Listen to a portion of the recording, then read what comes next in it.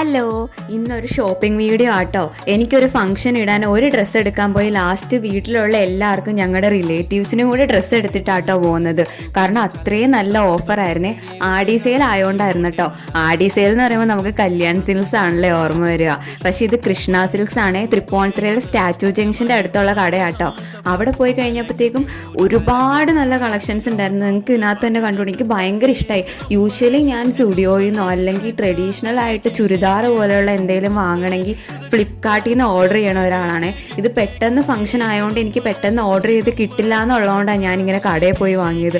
ഇത്രയും നല്ല സാധനം ഇവിടെ ഉണ്ടാവും ഞാൻ എക്സ്പെക്ട് ചെയ്തേ ഇല്ല. 300 റേഞ്ച് തൊട്ടാന്ന് തോന്നട്ടോ ഇതൊക്കെ സ്റ്റാർട്ട് ചെയ്യണത്. ഞാൻ ആ 300 തൊട്ടുള്ളതാണ് കൂടുതൽ കണ്ടത്. പിന്നെ 700 റേഞ്ച് വരെ ഉള്ളതുണ്ട്.